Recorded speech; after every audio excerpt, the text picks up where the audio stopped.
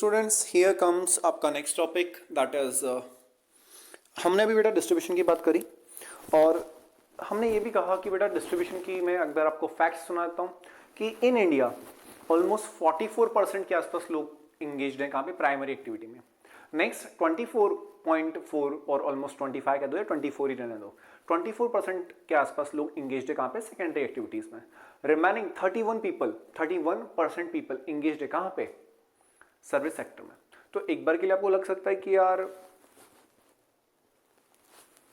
ये जो 31% लोग हैं वो इंगेज्ड हैं ओके सर्विस सेक्टर, तो सर्विस सेक्टर काफी अच्छी अपॉर्चुनिटीज प्रोवाइड कर रहा है। बट बेटा सर्विस सेक्टर की लिमिटेशन है क्या, सर्विस सेक्टर ज्यादा लोगों को अकोमोडेट नहीं कर सकता, एम्प्लॉयमेंट ज्यादा लोगों को प्रोवाइड नहीं कर सकता। तो हम लोगों को क्या होना चाहिए था, हम लोग देखो प्राइमरी सेक्टर में आपको कितना ग्रोथ देखने को मिला, ऑलमोस्ट 44% लोग एम्प्लॉयड है प्राइमरी सेक्टर में। सेकेंडरी सेक्टर में अगर इसको मैं 44 कहता हूं तो सेकेंडरी सेक्टर कहीं यहां आएगा 24%। और फिर टर्शियरी सेक्टर की बात हो रही है, टर्शियरी सेक्टर थोड़ा अच्छा परफॉर्म कर रहा है 31%। तो इसकी वजह से हम लोग देख रहे हैं बेटा कि हमने जो शिफ्ट लिया है, हमको पहले प्राइमरी से कन्वर्ट करना था इंडस्ट्रियल सेक्टर पे, मतलब एम्प्लॉयमेंट का ट्रांसफॉर्मेशन कहां आना चाहिए था, इंडस्ट्रीज को आना चाहिए था। क्योंकि आपने देखा होगा बेटा, इमेजिन करो मैं अगर कोई एक फर्म खोलने बैठता हूं फॉर्म ओके या कोई कोचिंग इंस्टीट्यूट जैसे कोई भी अगर सर्विस प्रोवाइड कर रहा हूँ तो वहाँ पे बहुत कम लोगों की जरूरत पड़ेगी राइट। बट वहीं पे मतलब अब जैसे इमेजिन करो कि कोचिंग इंस्टीट्यूट अगर रन कर रहा हूँ तो उसमें मेरे को क्या चाहिएगा, एक अच्छा वैसे तो जरूरत नहीं पड़ने वाली है ना, बट स्टिल अगर बड़ा इंस्टीट्यूट है तो इनिशियली एक रिसेप्शनिस्ट चाहिए होगा, फिर कंप्यूटर ऑपरेटर चाहिए होगा राइट, और क्लीनिंग के लिए अच्छा उसको 24/7 रखूंगा क्या, जरूरत नहीं है राइट। और फिर भी चलो ठीक है वो भी रख लिया, 3 पीपल ये हो गए।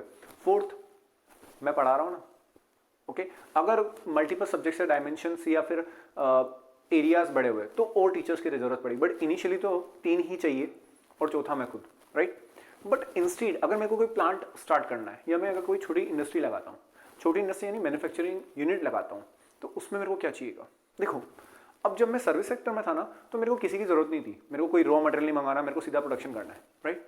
But when I am in the manufacturing तो मेरे को रॉ मटेरियल चाहिएगा, तो रॉ मटेरियल की डिमांड जनरेट करूंगा, से यस और नो। अच्छा इसके लिए वहां से यहां तक जो सप्लाई होगी तो उसके लिए ट्रांसपोर्टेशन का अपॉर्चुनिटी क्रिएट होगा राइट। मेरे यहाँ पे जो प्रोडक्शन बनेगा तो उसके लिए मेरे को लेबर चाहिएगा, अगर छोटा सा प्लांट भी है तब भी 2 मिनिमम लेबर चाहिए मेरे को काम करने के लिए। नाउ 2 तो लेबर रिक्वायर है, फिर उस पर्टिकुलर प्लांट की प्रोटेक्शन के लिए क्योंकि चोरी ना हो जाए मेरे को गार्ड रखना पड़ेगा राइट। अच्छा फिर उसके लिए मशीन्स वगैरह अगर मैकेनिक वगैरह तो पार्ट टाइम के लिए मैकेनिक वगैरह भी अगर कभी ब्रेक होती है या उसको ऑपरेट करना होता है प्रॉब्लम्स आती है, मैकेनिक की रिक्वायरमेंट पड़ेगी। फिर वो क्लीनिंग वगैरह के लिए जो क्लैरिकल चाहिए वहाँ पे 24/7 मेरे को 24/7 नहीं भी कहूँ तो भी मेजोरिटी, क्योंकि मैन्युफैक्चरिंग है तो गंदगी होती रहती है राइट। तो मेरे को अगर हाइजीन मेंटेन करना है या प्रॉपर क्लीनलीनेस भी रखनी है तब भी मेरे को एक तो मतलब 3 से 4 अपॉर्चुनिटीज तो यहीं पर क्रिएट हो गई। फिर इसी प्रोडक्ट को मेरे को अगर कहीं डिस्पैच करना है तो मेरे को वो ट्रक या फिर रेंटल के लिए ट्रांसपोर्टेशन अगेन हायर करना पड़ेगा, तो multiple opportunities are created right. फिर अगर मेरे प्रोडक्ट को मेरी कंपनी को मेरे को एस्टैब्लिश करना है तो भाई सर आप क्या करोगे, तो मैं बेटा मैनेज करूंगा right, I will manage all this people. तो इन सबको मेरे को देखना रहेगा, मार्केटिंग के लिए अलग बंदा हायर करना पड़ेगा, सेल्स का देखना पड़ेगा। सो सिर्फ और सिर्फ इस पर्टिकुलर इंडस्ट्री से तो बेटा कभी भी अगर आप देखोगे जहां जहां पे इंडस्ट्रीज होती है उसके आसपास में इंडस्ट्रियलाइजेशन के साथ साथ अर्बनाइजेशन होता है, यानी टाउन सेटल होते हैं। क्यों, क्योंकि बेटा किसी भी इकोनॉमी में ये बैकबोन होता है इंडस्ट्रियलाइजेशन। तो हमारी वो जो बैकबोन है ना, बैकबोन वो काफी वीक है, मतलब इंडस्ट्रियलाइजेशन बहुत कम हो पाया। अच्छा इसके कुछ नुकसान भी हैं, बट अभी हम सिर्फ एम्प्लॉयमेंट की बात कर रहे हैं तो हम लोग कहेंगे कि इंडस्ट्रीज के ना होने की वजह से अनएम्प्लॉयमेंट क्या हुआ है बेटा, बढ़ा है। Got it. और अभी हम लोग आगे चलते हैं, जो तो ये तो समझ में आया कि इंडस्ट्रीज का होना बहुत ही जरूरी है इकोनॉमी की ग्रोथ के लिए। मूविंग अहेड की बेटा जो आपका इंडिया में जो चेंजेस आए, तो सर हमारी जीडीपी तो अच्छी ग्रो कर रही है, तो फिर एम्प्लॉयमेंट ये अनएम्प्लॉयमेंट जो है वो क्यों है, almost more than 20 to 30 crore के आसपास लोग अनएम्प्लॉयड है ना। तो ऐसा क्यों है, तो इसका रीजन है बेटा, तो उसके बहुत से रीजन है। तो पहले रीजन की तरफ जाएं कि पहले ये पता करें कि ये है क्या। तो बेटा इस पर्टिकुलर सिचुएशन को जब आपकी जीडीपी कंटिन्यूअसली ग्रो कर रही हो मगर उसके प्रपोर्शन में एम्प्लॉयमेंट ग्रो नहीं कर रहा है, क्या बोला मैं, जब जीडीपी कंटिन्यूअसली ग्रो कर रही है मगर उसके सेम प्रपोर्शन में क्या ग्रो नहीं कर रहा है, एम्प्लॉयमेंट, यानी लोगों को रोजगार नहीं मिल रहा। इसी को कहते हैं बेटा जॉबलेस ग्रोथ। क्या कहते हैं, जॉबलेस ग्रोथ। तो ये कब होता है, ये तब होता है जब बेटा आप लेबर इंटेंसिव टेक्निक्स की जगह मशीन इंटेंसिव टेक्निक का यूज करते हो या कैपिटल इंटेंसिव टेक्निक का यूज करते हो। मतलब बेसिकली मैकेनाइजेशन, मशीनलाइजेशन हो गया। क्योंकि इससे होगा क्या कि जब आप मशीन ज़्यादा ऑप्ट करोगे तो ह्यूमंस की रिक्वायरमेंट कम होगी, और जब ह्यूमंस की रिक्वायरमेंट कम होगी तो उससे होगा क्या, ऑब्वियस है एम्प्लॉयमेंट जनरेट नहीं हो पाएगा, राइट। तो मशीनलाइजेशन या इंडस्ट्रियलाइजेशन ज़्यादा होने की वजह से, या फिर हम लोग लेबर इंटेंसिव टेक्निक यूज़ नहीं करते क्योंकि हमारे यहाँ पे बहुत सारी लेबर है, तब भी हम उनको यूटिलाइज नहीं कर पा रहे, तो इस वजह से क्या प्रॉब्लम हो रही है, अनएम्प्लॉयमेंट। तो इस पर्टिकुलर सिचुएशन को बेटा क्या कहते हैं, जब आपकी जीडीपी ग्रो कर रही हो मगर पॉपुलेशन या एम्प्लॉयमेंट ग्रो नहीं हो रहा है, तो उसको कहते हैं जॉबलेस ग्रोथ। क्या कहते हैं, जॉबलेस ग्रोथ। और यहीं पे बेटा इसके बहुत से कारण हैं, उनमें से कुछ है इनफॉर्मलाइजेशन और एक है कैजुअलाइजेशन। कैजुअलाइजेशन की बेटा मैंने बात कही थी कि कैजुअलाइजेशन की वजह से बेटा एम्प्लॉयमेंट तो मिलता है मगर शॉर्ट टर्म के लिए मिलता है। क्या मिलता है, शॉर्ट टर्म के लिए। तो sir what is the casualisation, तो बेटा कैजुअल लेबरों को हायर करना, कैजुअल लेबर्स को हायर करना क्या होता है, कैजुअलाइजेशन। तो ये लोग क्यों करते हैं, तो बेटा ऑब्वियस से इससे कॉस्ट मिनिमाइज होती है, यानी कॉस्ट जो है वो कम होती है। क्यों, क्योंकि बेटा मेरे को एक स्टाफ को through out the year salary नहीं देनी, मेरे को उसको हायर करना है मगर एक लिमिटेड टाइम पीरियड के लिए।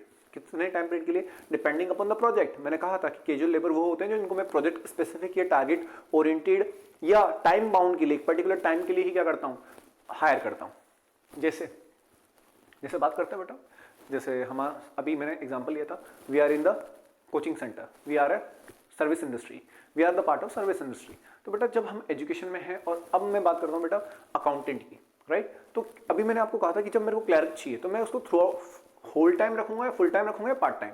तो बेटा 1 घंटे आधे घंटे का काम है, कोई भी आके करके चला जाएगा, राइट। और उसके लिए क्या वो पूरे दिन की सैलरी लेगा, नहीं लेगा, उस पर्टिकुलर टाइम पीरियड के प्रोपोर्शन में थोड़ा सा ज्यादा ले लेगा, राइट।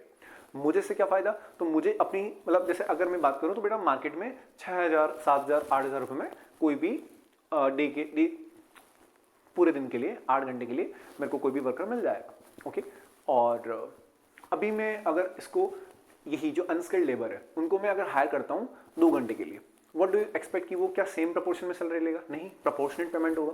तो इससे होगा क्या, इससे ये कि बेटा एक तो मेरे को उनको जो अगर मैं उनको एज अ स्टाफ रखता, मेरे को उनको सैलरी देनी पड़ती, मेरे को अगर मैं 10 लोगों से ज़्यादा है तो मेरे को और वहाँ पे लिस्ट करना पड़ता, और उनको सैलरी किसके हिसाब से देनी पड़ती, जो प्रॉपर नॉर्म्स हैं वो फॉलो करने पड़ते, social securities, provident fund, bonuses, insurance करवाना पड़ता, मेडिकल लीव्स वगैरह देनी पड़ती, राइट। तो कहीं ना कहीं देखो as a human it is pretty good, है ना, फॉर्मलाइज करना सेक्टर्स को काफ़ी अच्छा है, but when it comes to individual interest somewhere people you know कि यार हम नहीं करें क्योंकि इससे कॉस्ट कटिंग नहीं होता। तो इनफॉर्मलाइजेशन की वजह से और कैजुअलाइजेशन की वजह से, पहले बात कर लेते हैं कैजुअलाइजेशन की, ओके। तो बेटा कैजुअलाइजेशन का मतलब समझ में आया कि क्या है, जब मैं किसी को टास्क ओरिएंटेड या पर्टिकुलर टाइम पीरियड के लिए बाउंड करता हूं या उनको हायर करता हूं प्रोजेक्ट स्पेसिफिक टास्क के लिए, तो उससे होता क्या है, एक प्रोजेक्ट कंप्लीट होने के बाद वो भी फ्री, मैं भी फ्री, मैं उनको प्रोजेक्ट के ही पैसे दूंगा, राइट। तो इससे मेरी कॉस्ट सेव होती है, सीधे सीधे सा मोटिव ये है, समझ में आया। तो आउटसोर्सिंग जो है वो कैजुअलाइजेशन का बहुत बड़ा हम लोग देखने को मिल रहा है, मतलब प्रोजेक्ट स्पेसिफिक लोग क्या करते हैं, हायर करते हैं। और outsourcing is little bit different, but somewhere होता क्या है कि एक प्रोजेक्ट स्पेसिफिक फ्रीलांसर्स जो हो गए, है ना, तो वो कैजुअल वर्कर्स का ही क्या है बेटा नॉर्म, या they are similar to them, okay.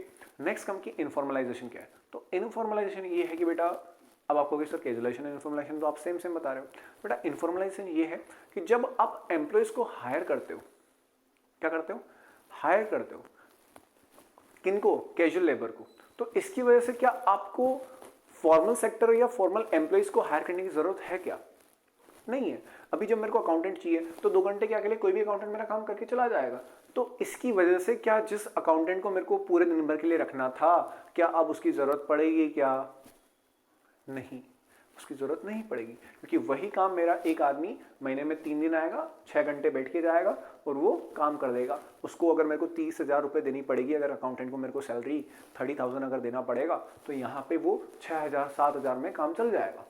तो यही जो है casualisation is the principal cause of informalisation. Informalisation क्या है बेटा, जब लोगों के फॉर्मल सेक्टर में हायर करने की जो रेट है वो गिर जाए, मतलब लोगों को हायर अब फॉर्मल वैकेंसीज ही नहीं आ रही है, कोई चाह ही नहीं रहा, क्यों, क्योंकि सारा काम इनफॉर्मल हो रहा है।